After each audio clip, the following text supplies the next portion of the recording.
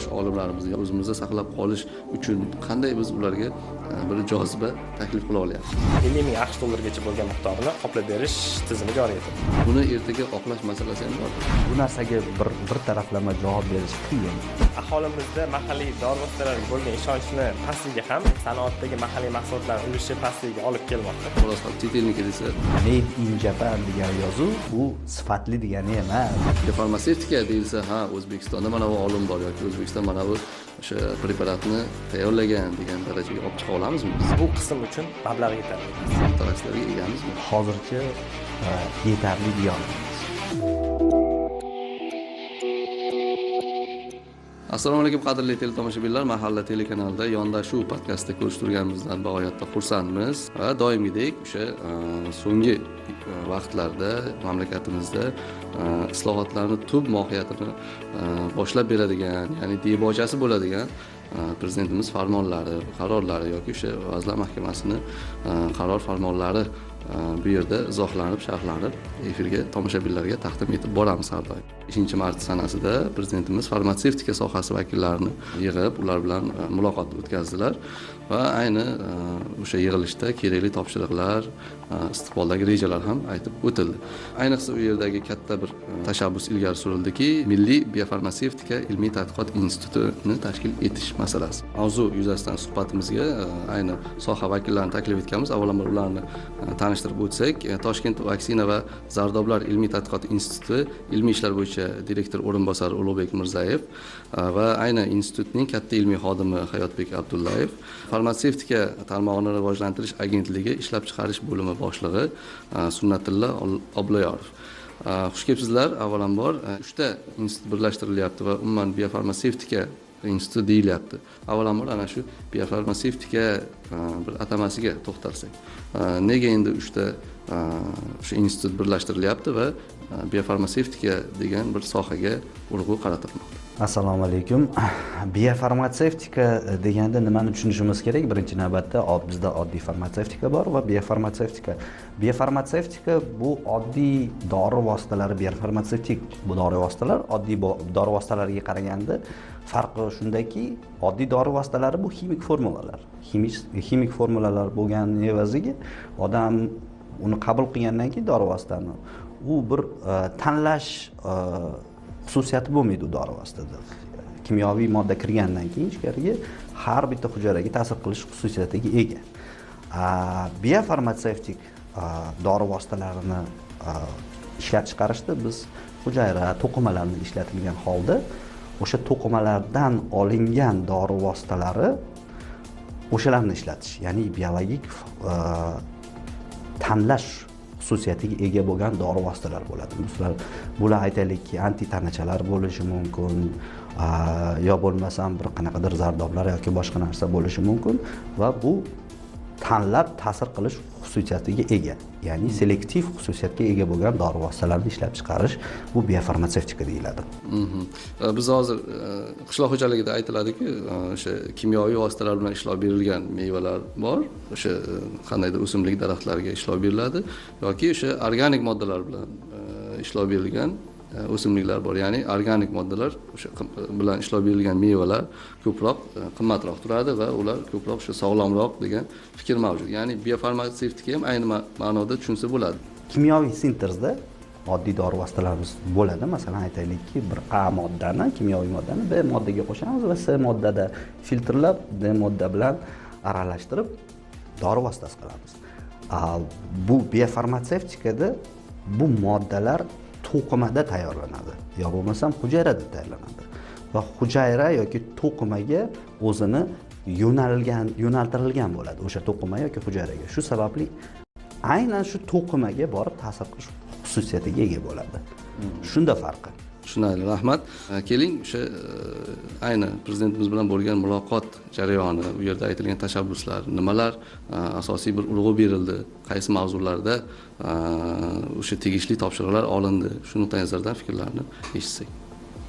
Joriy yilning 5-martida O'zbekiston Respublikasi Prezidenti bilan farmatsevtika sohasida faoliyat yurituvchi tadbirkorlar bilan yig'ilish o'tkazildi. Bu yig'ilishda sohadagi qilinayotgan ishlar, islohot olib borilayotgan islohotlar va sohani rivojlantirish uchun qanaqa takliflar kerakli nimalar zarurligi to'g'risida o'rganildi va shu asosda prezidentimizning farmatsevtika tarmog'ida ishlab chiqarishni rag'batlantirish va ilmiy tadqiqot jarayonlarini takomillashtirish bo'yicha qo'shimcha chora-tadbirlar to'g'risidagi 35-sonli farmoni imzolandi. Bu farmonda mahalliy ishlab chiqaruvchilar uchun juda ham ko'p imtiyozlar taqdim etildi. Ya'ni ularni yangi dorilarni ishlab chiqarish, rag'batlantirish uchun ko'plab imtiyozlar taqdim etilgan. Shuningdek, sohani rivojlantirish uchun qanaqa yana xorijiy hamkorlar kerak bo'ladigan bo'lsa yoki investitsiyalarni jalb qilish uchun ham bir necha yengilliklar yaratildi. Buni misol sifatida aytishimiz mumkinki, agar bizda mahalliy ishlab chiqaruvchilar tomonidan yangi original dori vositalarini bizda mahalliylashtiriladigan bo'lsa, ya'ni patent muddati tugagandan so'ng 1 yil ichida agar original dori vositasi mahalliylashtiriladigan bo'lsa, bu mahalliylashtirish uchun ketgan xarajatlarni qoplab berish tizimi joriy etildi. Bunda agar texnologiya transferi qilib xorijdan olib kelinadigan bo'lsa 50 ming AQSh dollarigacha bo'lgan miqdor qoplab beriladi yoki ilmiy tadqiqot institutlarida ushbu izlanishlar orqali ushbu dori vositalarini ishlab chiqarish yo'lga qo'yiladigan bo'lsa 100 ming AQSh dollargacha bo'lgan miqdor qoplab berish belgilandi.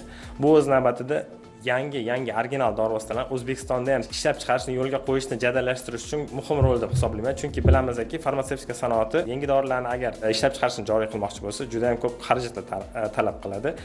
Bu xarajatlarni qoplash uchun bir necha yillar zarur. Shuning uchun bu jarayonni tezlashtirish uchun prezidentimiz tomonidan ana shunday imkoniyatlar yaratib berildi.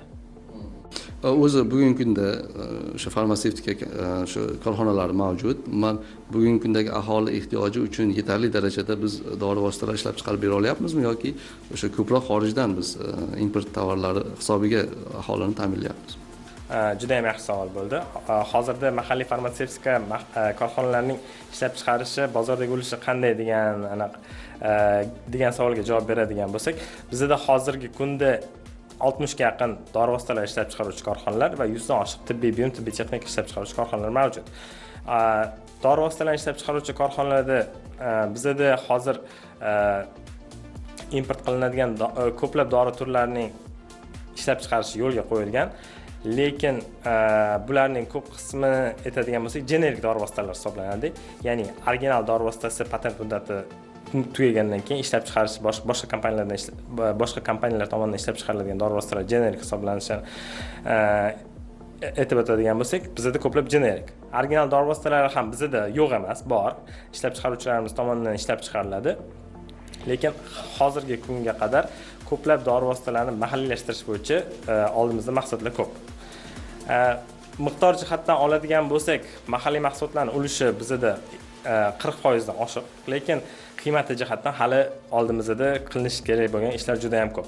Shuning uchun ko'plab dori vositalarning importini kamaytirish maqsadida o'zlashtirish uchun mana shu farmonda ko'plab imtiyozlar berib ketildi mahalliy ishlab chiqaruvchi korxonalar uchun. Farmonda belgilangan imtiyozlarning yana bir qismini aytadigan bo'lsak, agar mahalliy ishlab chiqaruvchi korxona yoki xorijiy korxona ham bo'lishi mumkin, o'zimizda O'zbekistonda investitsiya loyihasini amalga oshirib 3 yil ichida agar O'zbekistonda ishlab chiqarishni yo'lga qo'yadigan bo'lsa, bu ishlab chiqarishni tashkil etish uchun agar kreditdan foydalangan bo'lsa, kreditni yukini kamaytirish uchun ma'lum bir qismlari farmatsevtika tarmog'ini qo'llab-quvvatlash va rivojlantirish jamg'armasi tomonidan qoplab berish belgilandi. Agentligimiz direktori ko'plab xorijiy kompaniyalar bilan muzokaralar o'tkazadilar. Biz shuni muzokaralar natijasida shuni bildikki, xorijiy kompaniyalar O'zbekistonda ishlab mahalliylashtirishni tashkil qilishga tayyor. Faqat ular uchun mahalliy hamkorlar kerak. Mahalliy hamkorlar uchun ularning o'ziga yarasha talablari bor. Xalqaro standartlarga javob beradigan korxonalar bo'ladigan bo'lsa, bizda ular mahalliylashtirishni qilishga tayyor. Xalqaro standartlar sifatida nimani aytishimiz mumkin? Bizda Yevropa GMP standarti bor, EU GMP standarti deyiladi yoki Amerikaning US FDA GMP standartlari bor. Agar shu standartlarga javob beradigan korxonalar bo'ladigan bo'lsa, bizda ular mahalliylashtirishga tayyor. Shuning uchun prezidentimiz buni ham inobatga olgan holda agar mahalliy korxonalar mana shunday xorijiy standartlarni joriy qiladigan bo'lsa, ularning shu standartlarni joriy qilishda ketkazgan xarajatlarini 50%ni 50 ming AQSh dollargacha bo'lgan miqdorini qoplab berish tizimi joriy etildi. Hayotbek aka, umuman ilmiy izlanishlar nuqtai nazaridan bugungi kundagi o'sha O'zbekistonda mavjud shu ayni sohadagi biofarmatsevtika sohasidagi ilmiy izlanishlar qay darajada olib borilyapti?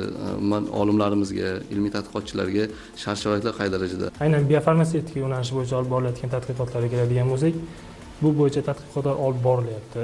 Olimlarga yaratilgan sharoitlar bo'ladigan bo'lsa, olimlarga yaratilgan sharoitlar oldingiga qaraganda aynan biofarmatsevtika, Milliy biofarmatsevtika ilmiy tadqiqot instituti bu yerda oldin har bitta tadqiqotni olib borish uchun bizga kerak bo'ladigan jihozlar, reagentlar, shu masalalar haligi dolzarb bo'lgan masalalar hisoblanardi.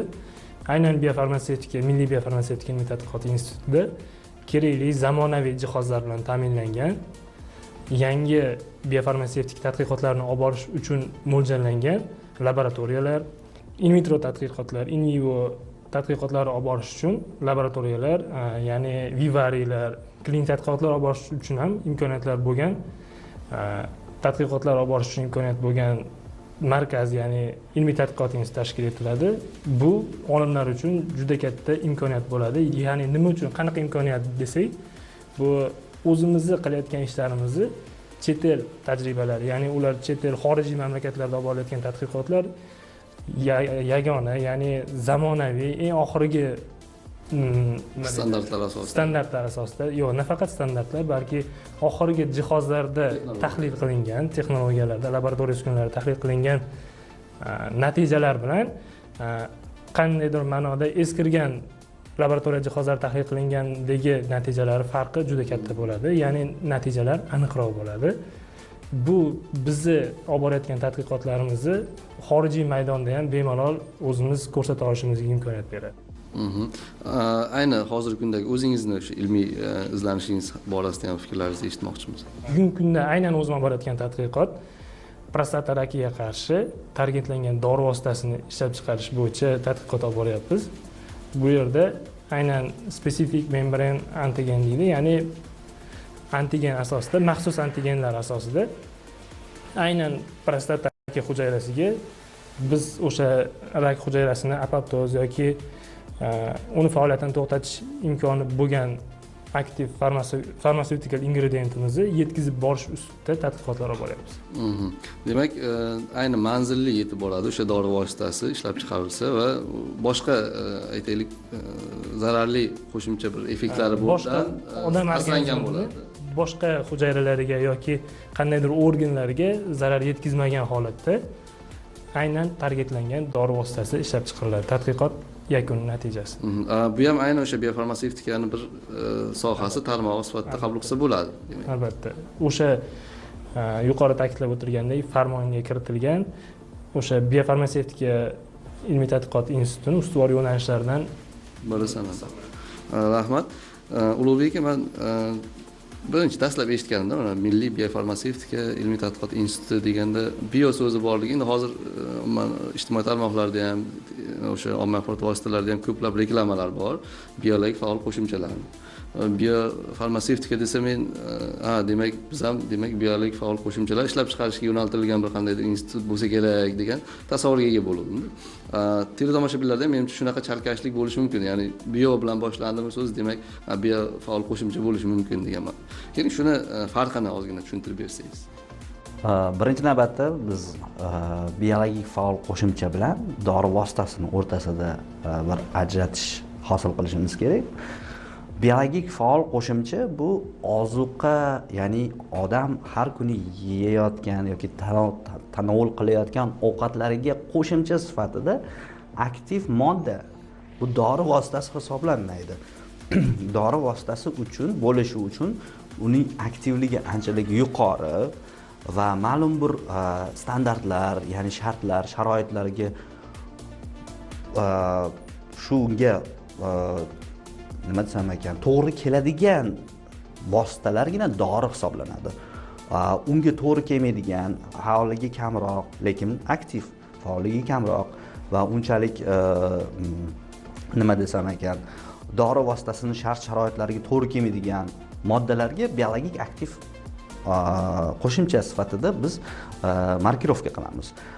Albatta bu yerda ta'kidlab o'tish kerak, biofarmatsevtika Milliy ilmiy tadqiqot instituti biologik faol moddalar bilan ish qilmaydi degani emas. Bizda hozirgi kunda ham masalan Toshkent vaksina va zardoblar instituti bo'ladigan bo'lsa, hozirda endi bu 3 ta institut birlashtirilganiga qaramasdan, hozirgi vaqtda Toshkent vaksina hozirgacha Zardoblar institutida biologik faol qo'shimchalar shu paytgacha ishlanmalari bor va ular ishlab chiqarilyapti. Masalan, lakta, bifidobakteriyalar, undan tashqari maxsus choylar, boshqa shu kabi narsalar shu kabi moddalar, biologik faol moddalar ishlab chiqarilyapti. Lekin biofarmatsevtika ilmiy tekshirish institutining asosiy yo'nalishidan bittasi bu aytib o'tganimizdek kimyoviy oldingi farmatsevtika dori vositalaridan sal chetlagan holda to'qima va hujayraga ta'sir qilishi mumkin bo'lgan qo'shimcha moddalar dori vositalarini ishlab chiqarishga yo'naltirilgan bo'ladi. Shu narsaga e'tibor berishimiz kerak deb o'ylayman. Tushunarli. O'zim men yaqinda bir olimimiz bilan suhbatlashganimda aytdiki, bizda mana yiliga minglab ilmiy tadqiqot ishlari amalga oshiriladi. Nafaqat o'sha farmatsevtika yoki tibbiyot yo'nalishida, balki mana o'ziz ham tibbiyot fanlari bo'yicha falsafa doktori va shunaqa PhD falsafa doktorligi, doktorlik dissertatsiyalari yoqlanadi va o'sha doktor degan unvon beriladi ko'pchilikka. U hamma sohada, u aniq fanlar bo'lsin, tabiiy fanlar bo'lsin, barchaga beriladi. Lekin qani o'sha 10 minglab ishlar amalda yo'qku ko'rinmayapti-ku deyapti. Ya'ni aytmoqchimizki, agar amalga qo'yilmasa, amalga oshirilmasa, o'sha ilmiy tadqiqot ishi amaliyotga joriy etilmasa, unga o'sha doktorlik unvoni ham berilmaydi aslida. Shu nuqtai nazardan so'ramoqchiman, bugungi kunda o'sha O'zbekistonda ishlab chiqarilayotgan dori vositalarida ilmiy tadqiqot o'sha olib borilgan natijalari ham joriy qilinyaptimi? Ya'ni aynan o'zimizdagi demoqchiman, o'zimizning olimlarimiz, o'zimizning o'sha ilmiy tadqiqotchi mutaxassislarimizning ishlanmalari ham joriy qilinyaptimi bugungi kunda? Hozirgi kunda o'sha bizdagi olimlar tomonidan yaratilayotgan moddalar asosida dorilar ishlab chiqariladi. Bizda bilamizki, o'simlik moddalar kimyosi instituti bor. U institutda juda ko'p olimlar faoliyat yuritishadi, tadqiqotlar olib borishadi. Siz aytgandek, dissertatsiya, doktorlik ishlarini yoqlashadi va ular tomonidan bir nechta dorilar ishlab chiqarish yo'lga qo'yilgan va mahalliy korxonalar bazasida ishlab chiqariladi. Bunday preparatlar mavjud. Ya'ni o'zimizda ham, O'zbekistonda ham original, yangi o'ylab topilgan preparatlar mavjud va bularning ba'zi turlari chet elga eksport ham qilinadi. Sohaning rivojida olimlar bilan, ya'ni sanoatning integratsiyasi qanaqa bo'lmoqda? Shu anaqa bo'yicha tan olamiz. Bu integratsiya hozirgi kunda unaqa yuqori emas. Shuning uchun bu yo'nalishda ko'plab ishlar olib borilmoqda. Bo'lib o'tgan yig'ilishdan so'ng ham biz mahalliy korxonalar bilan va olimlar bilan uchrashuv o'tkazdik. Ya'ni qaysi yo'nalishda qanaqa faoliyat ko'rsatishimiz mumkin, qanaqa hamkorlik qilishimiz mumkin. Olimlar o'zining ishlanmalari bilan, o'zining ilmiy tadqiqot natijalari bilan bo'lishadi va buni sanoatga tatbiq qilish bo'yicha ishlar olib bormoqda va shu narsa prezident farmonida ham o'z aksini topgan. O'zbekiston Respublikasi Prezidentining 35-sonli farmoniga ko'ra, agar mahalliy ilmiy tadqiqot institutlari tomonidan ishlab o'ylab topilgan yangi dori vositalari sanoatga sanoatda miqyosida ishlab chiqarish joriy qilinadigan bo'lsa, bu o'zidan o'zi bo'lmaydi. Bu o'ylab topilgandan keyin aholiga yetib borguncha uni bir nechta bosqichlari bor. O'ziga yarasha klinik tadqiqotlar o'tkazilishi kerak, bioekvivalentlik sinovlari o'tkazilishi kerak, bundan tashqari ro'yxatdan o'tkazish xarajatlari bor. Mana shu joyda bizda nima deydi? Qiyinchiliklar mavjud. Og'riqli nuqtalarimiz. Nega qiyinchilik? Qanaqa qiyinchilik deydigan bo'lsak, ilmiy tadqiqot institutida bu qism uchun mablag' yetarli emas. Sanoat korxonalari bo'lsa, bu sanoat korxonalari uchun bunday anaqaga investitsiya kiritish sal nima deydi? Xavfi yuqori investitsiya bo'lgani uchun ular ham bunaqa ko'p tavakkalga bormaydi. Shu o'rtada bo'shliq qolib ketganligi uchun, shu bo'shliqdan men bu nima deydi, baryerdan osonroq o'tish uchun farmonda shu punkt bo'yicha ham imtiyozlar berildi. Ya'ni agar mana shu ilmiy tadqiqot institutlarida o'ylab topilgan dori vositasi sanoat miqyosiga yetib boradigan bo'lsa, ushbu sanoatgacha yetib borgunicha ro'yxatdan o'tkazish, klinik tadqiqot sinovlari yoki bioekvivalentlik sinovlari uchun ketkazilgan xarajatning 80% qoplab berish nazarda tutilmoqda yangi farmon bo'yicha. Tushunarli. O'ylaymizki, bu ishlanmalarning aholiga yetib borishi, sanoat miqyosida keng qo'llanilishiga katta imkoniyat yaratadi. Bizda bir tendensiya borda, masalan, o'tgan yili oktyabr, noyabr oylaridan boshlab 80 benzini O'zbekistonda taqiqlandi. lekin hozir borasiz o'sha nimalarga avtomobilga yoqilg'i quyish shoxobchalariga borsangiz 92 benzini bor, O'zbekistonniki va Rossiyaniki deyishadi. Qaysi biridan qo'yasiz desa ko'pchilik Rossiyani 92 benzinini tanlashadi. Shu nuqtai nazardan bu hamma tendensiyalar bor. Ya'ni o'sha xolos qilib chet elniki desa yotib yalaydi degan fikrlar ham bekorga aytilmagan. Ya'ni nega o'zbek o'sha ishlab chiqaruvchilarga yoki o'zbek olimlariga bu darajada biz aholimizda ishonch kamroq? Ya'ni O'zbekistonniki desa, yo bu yaxshiroq emas, mana chet elniki bo'lgani ham ma'qul degan fikr bor. To'g'ri aytib o'tdingiz. Ya'ni bu narsa bu farmatsevtika sohasidagi, faqat farmatsevtika sohasidagi muammo emas. Umumiy aytmoqchiman, stereotip bor demoqchiman. Bu stereotip qayerdan shakllanib qoldi? Farmatsevtika vositalarida ham bu narsa bor-da, shuning uchun. Xuddi shunaqa. O'sha bu aytib o'tilgandek, bu stereotip faqat farmatsevtika sanoati emas, umumiy O'zbekiston Respublikasida barcha ishlab chiqarilgan mahsulotlarga tegishli desak bo'ladi. Shu asosda o'zi aytgandek maqol ham, ya'ni xorasqon chet elniki bo'lsa yotib yalaydi. Bu bo'yicha nima ishlar olib borilmoqda? To'g'ri, bu aholimizda mahalliy dori vositalariga bo'lgan ishonchni pastligi ham sanoatdagi mahalliy mahsulotlarning ulushi pastligiga olib kelmoqda. Ya'ni mahalliy korxonalar tomonidan ishlab chiqarish ko'plab dorilarni ishlab chiqarish imkoniyati mavjud, lekin aholining ishonchi pastligi hisobiga talab kam, shuning uchun ishlab chiqarilmaydi. Buni o'zgartirish bo'yicha ham ishlar olib borilmoqda. Ya'ni hali aytib o'tganimdek, bizda xalqaro standartlarni joriy qilish orqali xorijiy kompaniyalarni olib keladigan bo'lsak, ular o'zlarining dorilarini O'zbekistonda ishlab chiqarishni boshlaydi. Ya'ni Euro GMP standartlari yoki Amerikaning USFDA standartlarini joriy qiladigan bo'lsak, xorijiy korxonalar bizda ishlab chiqarishni boshlaydi va xuddi shu, ya'ni O'zbekiston aholisi olib yurgan dorisini chet eldan kelayotgan bo'lsa, xuddi o'sha kompaniyaning formulasi, texnologiyasi asosida O'zbekistonda ishlab chiqarish boshlanadi. Bu degani kompaniya o'sha yirik farmatsevtika kompaniyasi zavodga kelib tekshirib ishondi. O'sha jarayonlarni o'rgandi, demak ularning talabiga javob berar ekan, O'zbekistonda bu dorini ishlab chiqarsa bo'lar ekan. Bu xorijiy kompaniya o'zi tekshirib o'tkazgandan keyin aholimdan menimcha bu o'z-o'zidan navbatida ishonch ortadi mahalliy. Chunki xalqaro standartlarga erishish, bularni joriy qilish juda ham oson emas. Lekin bu joriy qilinadigan bo'lsa, men o'ylashim bo'yicha nafaqat mahalliy bozorda O'zbekiston mahsulotlarining ulushi ortadi. Bu xorijga eksport qilish imkoniyatlarimizni ham kengaytirishni boshlaydi.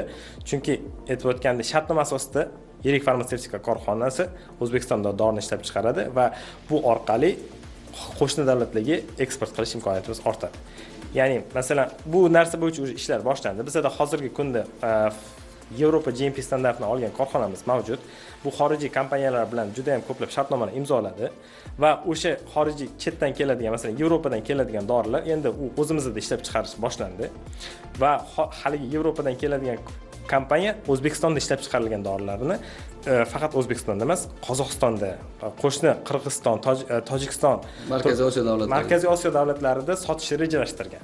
Shartnoma biza korxona bilan suhbat o'tkazganda shu kelishuv shu asosda bo'lgan. Chunki bu logistik jihatdan kompaniya uchun juda ham foydali. Yevropadan olib kelish orqali hozirgi geosiyosiy vaziyatlarni inobatga olgan holda logistik xarajatlar oshib ketmoqda. Mahalliy ishlab chiqarilgani bu nima deydi? Vaqtdan va mablag'dan tejash imkoniyati yaratiladi.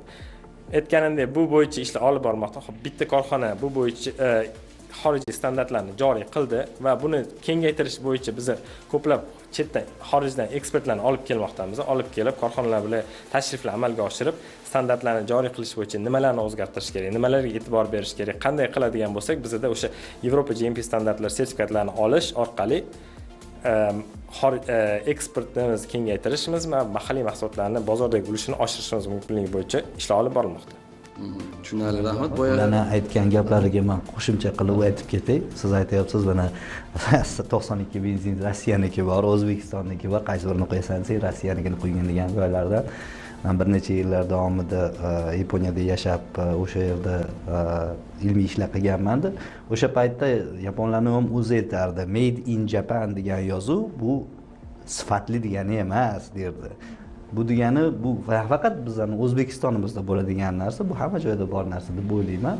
Hamma o'ylaydiki, bizda ishlab chiqarilayotgan narsa salgina nisbati pastroq, aytaylikki, nimaga qaraganda, xorijda mahsulotiga qaraganda bizaniki kamroq deb o'ylaydigan bunaqa dissonans bor. Hamma joyda bor deb o'ylayman. Hamma xalqlarda topiladi bunday vaziyat. Rahmat. Boya o'zingiz ham aytib o'tdingiz, ya'ni aynan investitsiya kiritish, o'sha ilmiy tadqiqot ishlariga ko'pchilik o'sha tadbirkorlarimiz ham bunaqa tavakkalchilikka yo'l qo'ya olmaydi degan ma'no.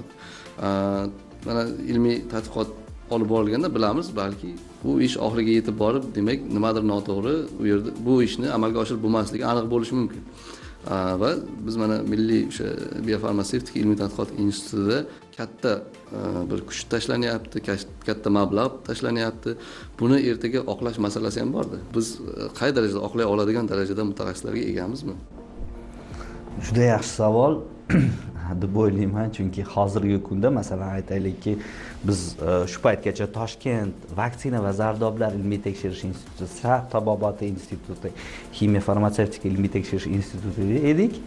Endi milliy biofarmatsevtika, milliy so'zi bizga juda katta yukni yuklaydi. Milliy so'zi, ya'ni bu qo'shimcha, bu hammaga ham beriladigan emas. Bu bir tarafdan shon sharaf bo'lgan bo'lsa, ikkinchi tarafdan juda katta vazifalarni yuklaydi. To'g'risini aytish kerak, hozirda shunga munosib bo'lgan shu milliy biofarmatsevtika institutida ilmiy tadqiqotlarni olib boriladigan olimlar soni yetarlimi degan savol bo'ladigan bo'lsa, bunga shunaqa javob bo'ladiki, hozircha yetarli deya olmaymiz.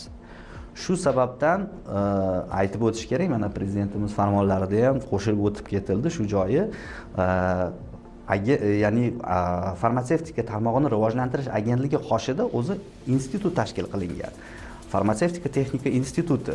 Bu institut Buyuk Britaniyaning ikkita Sunderland va Demonfort universitetlari, undan tashqari Janubiy Koreyaning Yonsei universitetlari bilan birgalikda hamkorlikda hozir ingliz tilida kadrlarni, ya'ni shu farmatsevtika yo'nalishi bo'yicha kadrlarni, mutaxassislarni tayyorlashga hozir yo'naltirilgan. Hozirgi kunda bu institut o'z o'rniga va kuchayib boryapti. Va bizni hozirgi kunda ham mana Ibn Sino ixtisoslashtirilgan maktablarini o'sha farmatsevtika texnika instituti bilan integratsiya qilish ham farmonga kiritilib ketildi. Bu nimaga sababchi bo'ladi? Aytib o'taylik, hozirgi kunda Toshkent vaksina zardoblar institutida farmatsevtika texnika universiteti talabalari ham kelib o'zini nimasini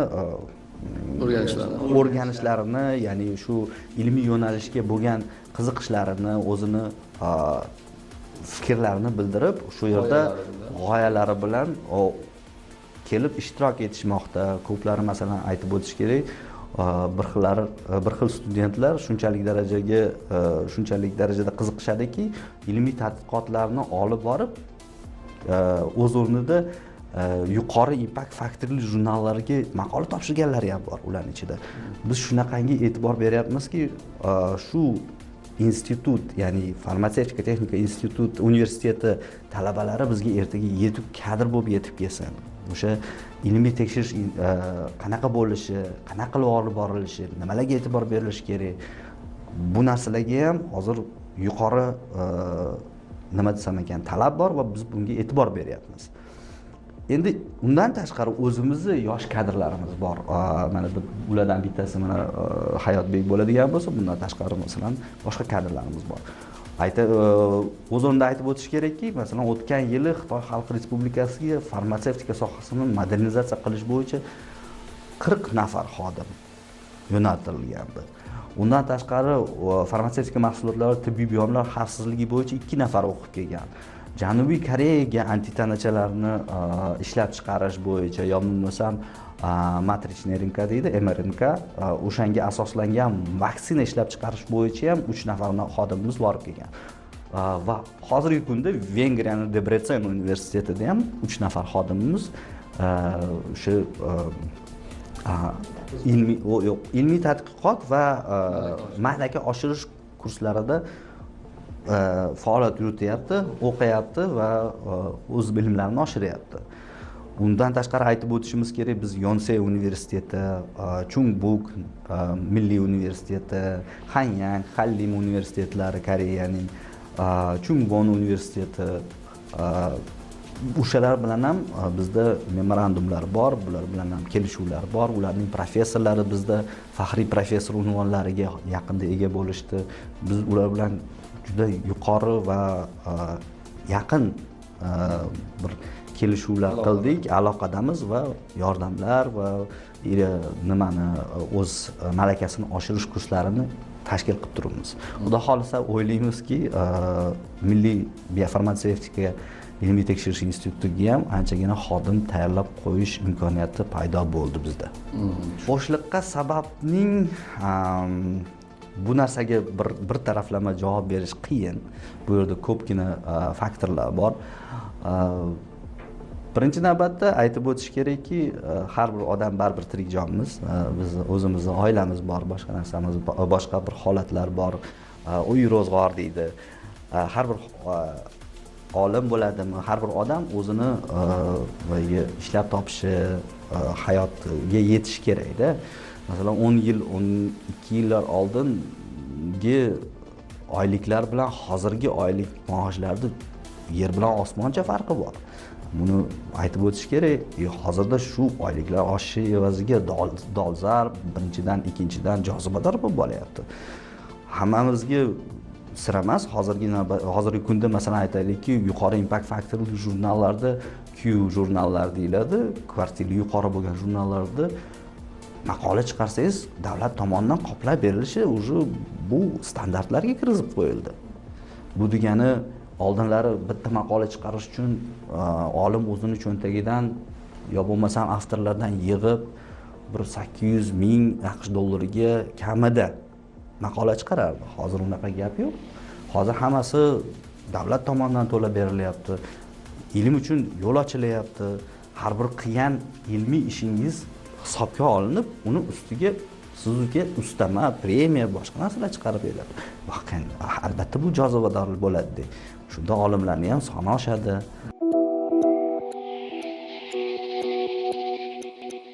Tajribali ustozlarimiz bor, bilimi ko'lami katta, tajribasi katta. Ular o'sha aytaylik til masalasida yoki so'nggi bir texnologiyalarni bir o'zlashtirish darajasi pastligi uchun o'sha xalqaro bir maydonga chiqish qiyinalyapti yoki yoshlarimiz o'zida tajribasi kamligi uchun chiqa olmayapti degan ma'noda.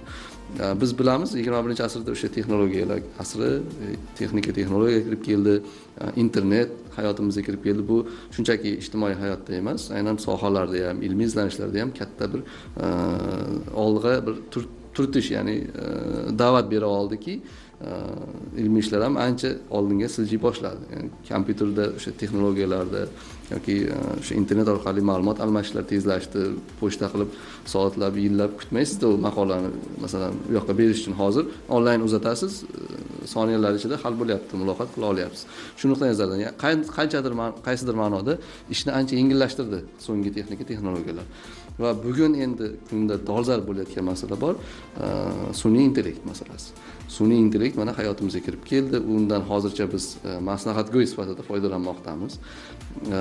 Bu o'sha ilmiy ishlarda yoki o'sha Milliy tadqiqot institutini keyingi ilmiy ishlarida qanday ta'sir o'tkazishi mumkin? Ya'ni sun'iy intellektdan ham foydalanish ilmiy tadqiqot ishlarini bir rivojiga qaysidir ma'noda hissa qo'sha oladimi?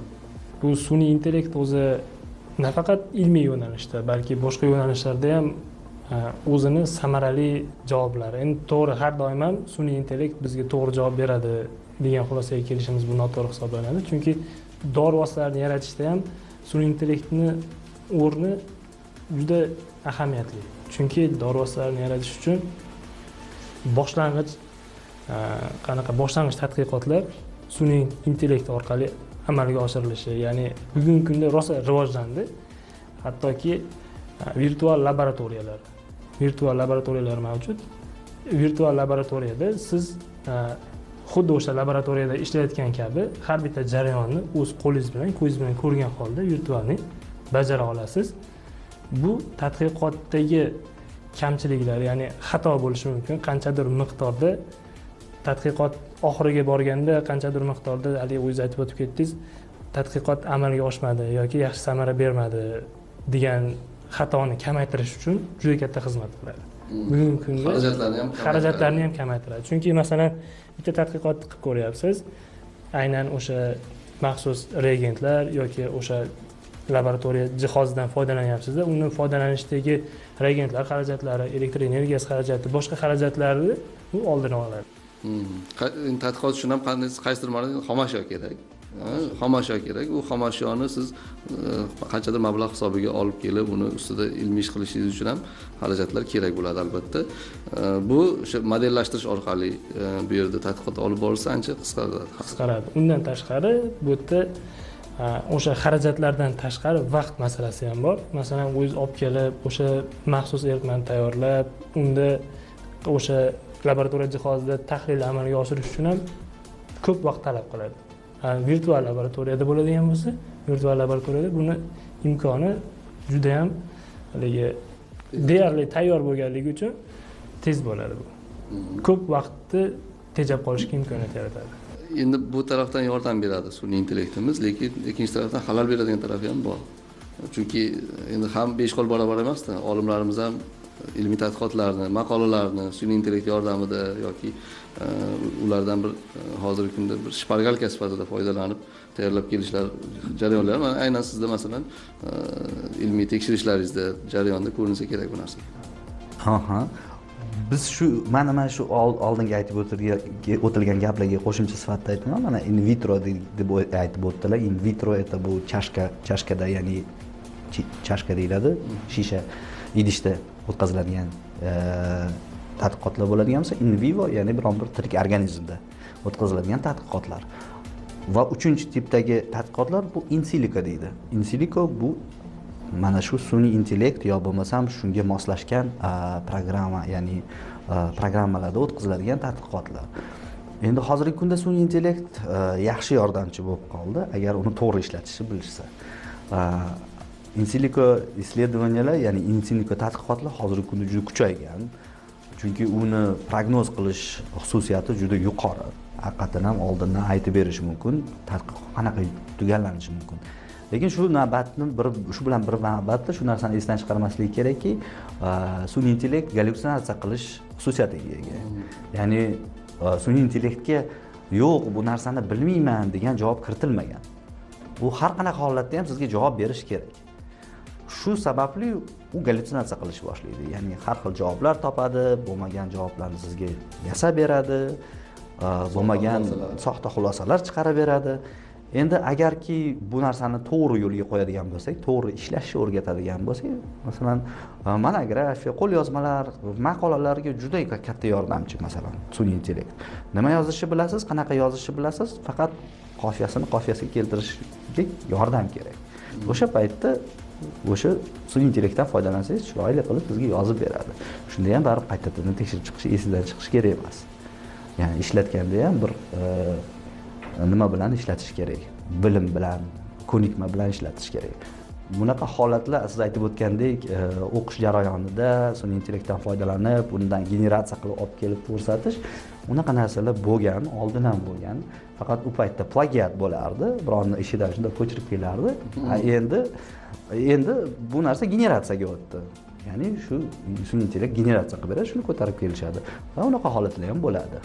Lekin hozir generatsiyaning evaziga sifat anchagina ko'tarilgan, oddiy plagiatga qaraganda. Salgina ko'tarilgan. Tushunarli. Biz mana yuqorida ham aytib o'tdik, ilmga baribir e'tibor kuchaydi davlatimizda. Mablag' ham sarflanyapti, o'sha motivatsiya ham berilyapti turli yo'nalishlarda.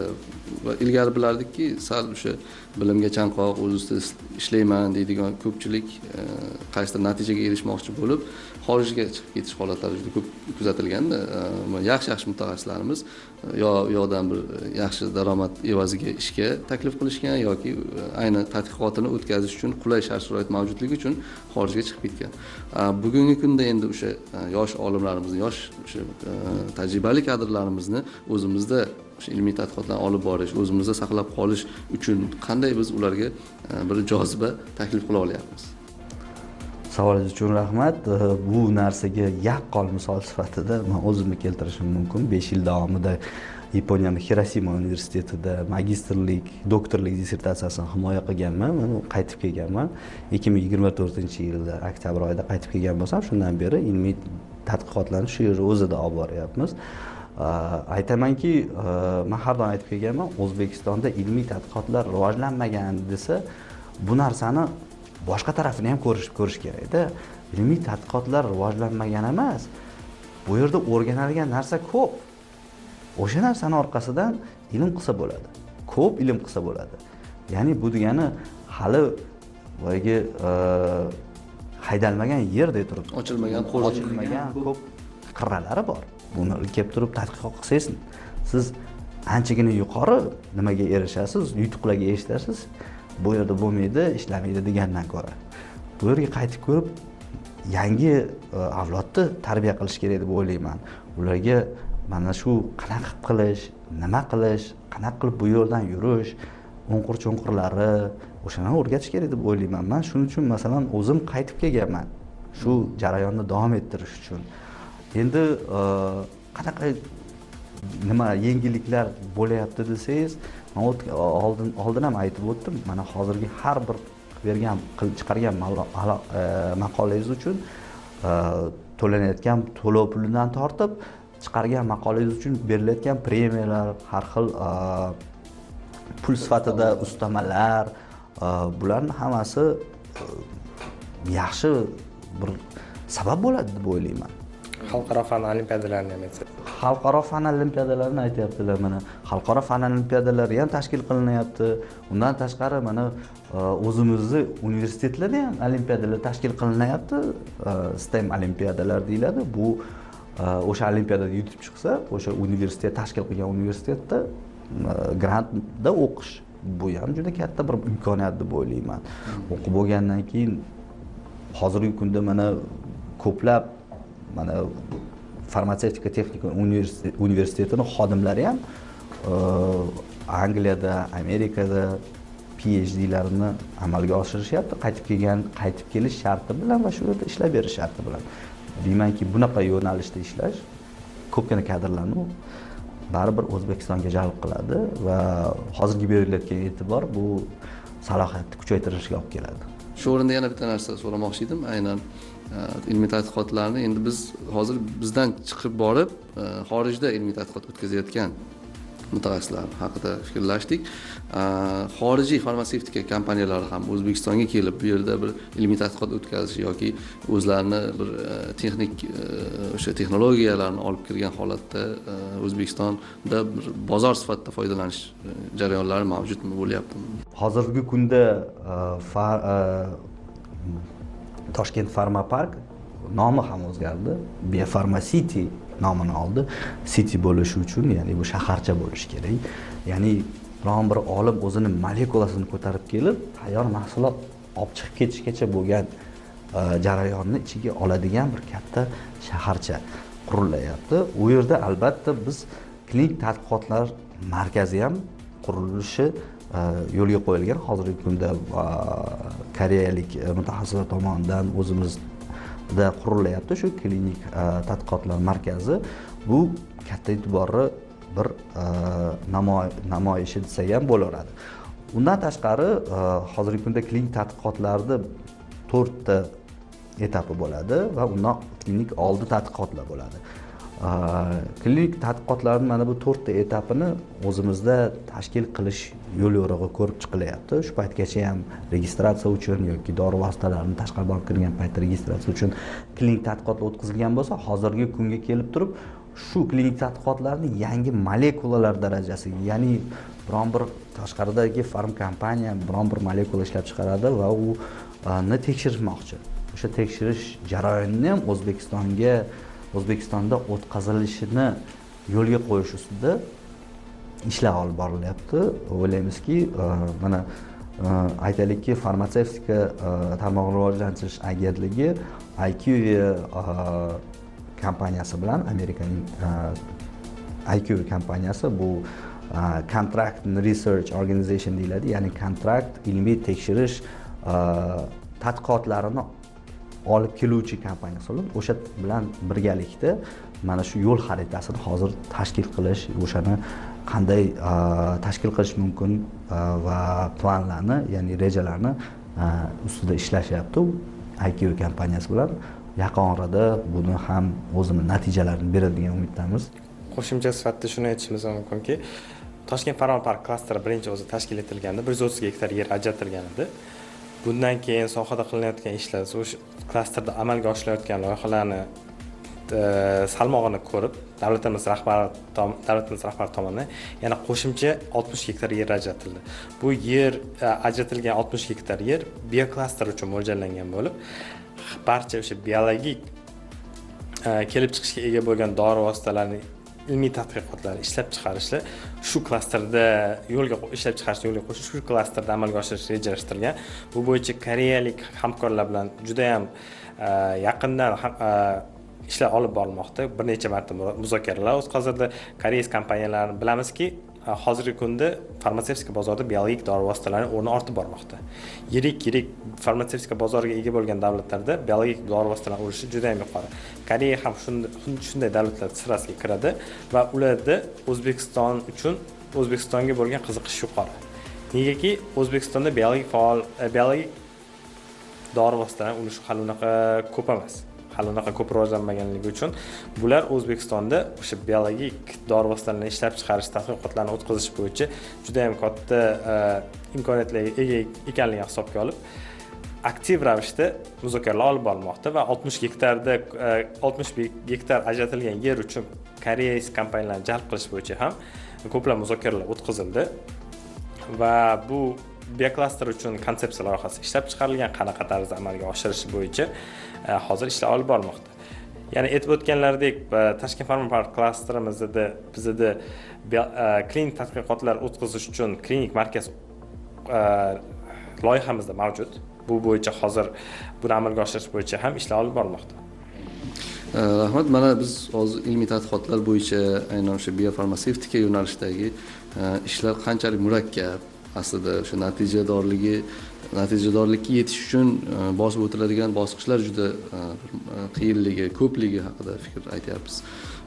Biz endi bitta ilmiy tadqiqot ishi amalga oshirilib, u kerakli natijaga yetib borishi o'zi murakkab bir jarayon sifatida baholasak, endi uni amaliyotga tatbiq qilish, ya'ni o'sha farmatsevtika kompaniyalar tomonidan ishlab chiqarish masalasi bu yerda qanday bo'ladi? Ya'ni biz olimlarimiz yoki o'sha xorijdan deylik, qandaydir biofarmatsevtika, biologik dori vositasi joriy qilindi, O'zbekistonda ishlab chiqarilishi, bu qanday amalga oshiriladi? Jarayon murakkablik tug'diradimi, yo'qmi? Bilamizki, bitta shunaqa ibora bor, g'ildirakni boshqatdan yaratish shart emas. Ya'ni bu bosqichlardan ko'plab xorijiy davlatlar ko'plab anaqalar o'tishgan. Bizi xuddi shu bosqichlarni yanada xuddi ular qanday o'tgan bo'lsa, bulardan o'tishimiz shart emas. Ular bilan hamkorlik asosida ular qilgan xatolarni takrorlamaslik uchun, tezroq natijaga erishish uchun hamkorlik asosida faoliyat olib boradigan bo'lsak, tezroq natijaga erishishimiz mumkin. Shuning uchun aytib o'tganimizdek, koreyalik hamkorlar bilan juda ham ko'plab ishlar olib borilmoqda. Farmatsevtika texnika universitetida Yonsei universitetining ta'lim programmalari asosida o'quv dasturlari joriy qilinishi ham buni bitta namunasi deb ko'rsak bo'ladi. Yonsei universiteti, Koreya Yonsei universiteti top yuztalik universitetga kiradi va uning ilmiy texnikaviy bazasi bu universitetning tajribasini o'zimizga olib kelish orqali ma'lum bir bosqichlarni tezlashtirish ko'zda tutilgan va bu universitet kelgandan keyin bizga faqatgina bilim kelmaydi. Koreyadan professorlar jalb qilinadi, o'quv programmalarini bizda joriy qilingandan keyin o'sha standartlarga, xalqaro bilimlarga ega bo'lgan professorlar jalb qilinish orqali ilmiy tadqiqotlar ham bu bosqichma-bosqich O'zbekistonda xorijiy olimlar kirib kelish boshlanadi. Bu o'z navbatida o'ylaymanki, mahalliy o'zimizda faoliyat yurituvchi olimlarga ham juda ham katta turtki bo'ladi. Chunki hamkorlikda bilim almashinuvlar orqali yangi natijaga erishish mumkin deb hisoblayman. Shu sababli xorij tajribasini o'rgangan holda, o'zimizga tatbiq qilgan holda, xorijiy ekspertlarni olib kelish orqali bunga tezroq erishish harakatlanamiz. Sovet o'quv tizimida shunaqa edi-da, institutlar, universitetlar alohida, ilmiy tekshirish institutlari alohida. Ya'ni ilm bilimdan ajratib qo'yilgandi. Hozirgi kunda shu narsani qaytadan integratsiya qilish ta'kidlab o'tildi va hurmatli prezidentimiz tomonidan ham ta'kidlab o'tildi, что bu narsani qayta integratsiya qilish va hozirgi kunda o'sha studentlar, farmatsevtika texnika universiteti studentlari, talabalari dual tizimda, ya'ni ikkitalik tizimda ham o'qish va o'sha farmasiti, biofarmasitidagi joylashgan ilmiy tekshirish instituti bo'ladimi, farm kompaniyalar bo'ladimi, o'shalarni bir vaqtning o'zida ishlash bilan birga faoliyatini olib borish belgilab qo'yildi. O'shaning evaziga biz nafaqat bilim bilan birlashtiramiz, ularni salohiyatini oshiramiz. Ular ertaga qanday qilib va qaysi joydan o'ziga bir ideya, o'ziga bir ilmiy bir g'oya topishga zamin yaratyapmiz. Ilmiy g'oyalar juda oddiy bo'ladi. O'zi bunda o'ylab qarasa, bironta bir proses yoki bironta bir faoliyatda ma'lum bir xatolik yoki ma'lum bir yetishmovchilik bor. O'sha narsani to'ldirishga qaratilgan bo'ladi. Men bilaman, masalan, aytaylikki, shunday olimlar bor, dengiz suvi nimaga ko'k rangda ligini bilish uchun butun umrini ishlatgan va shuning orqasidan Nobel mukofotini olgan olimlar bor. O'shaning uchun bu proses unaqa bir katta nima emas, oddiy narsalardan qilinadi ilmiy tadqiqotlar. Men o'ylaymanki, bunaqa dual ikki taraflamali ularni ham o'qishi, ham ishlashi bu proseslarni yuqorilatiradi va sifatini ham ko'taradi deb o'ylayman. Ular endi ishlagandan keyin maosh ham to'lanar ekan ularga. Albatta u yerda ham ishi bir joyda, o'qishi bir joyda bo'lgandan keyin inson albatta tezroq o'sadi, tezroq bilimi ham, ilmi ham oshib boraveradi u yerda. Xitoy Xalq Respublikasida aynan mana shu qon preparatlari bilan ishlash bo'yicha tadqiqotlar olib boradigan laboratoriyada ozgina o'z tekshirishlarni amalga oshirdik. Bu biz uchun yordam bo'ldi. Nimagaki o'zimizda mavjud lekin o'zimiz ilmiy tadqiqot institutimizda mavjud bo'lmagan ba'zi bir laboratoriya jihozlaridan foydalanish imkoniyati bo'ldi. O'sha joyda o'zimizni tahlillarimizni amalga oshirib keldik. Bu biz uchun yaxshi natijalar berdi. Bugungi kunda ham aynan Xitoy Xalq Respublikasidagi ilmiy tadqiqot instituti bilan qo'shma loyiha taqdim qilganmiz. Xitoy Xalq Respublikasini o'zlaridagi Shanxay hamkorlik tashkilotiga qo'shma loyiha taqdim qilganmiz. Aynan mana shu qo'shma loyiha doirasida bizni ilmiy xodimlarimiz, 8 nafar ilmiy xodimimiz aynan qon preparatlarini ishlab chiqarish bo'yicha uni tadqiqotdan, tahlillardan ya'ni ishlab chiqarishdan to bozorgacha bo'lgan bosqichda o'zlarining malakalarini oshirib, o'rganib kelishadi. Biz hozir 3 ta institut birlashib biofarmatsevtika milliy ilmiy tadqiqot instituti tashkil etilyapti va bu 3 ta institut birlashdi degani demak katta kuch sarflanyapti, katta bir urg'u berilyapti bu sohaga degan.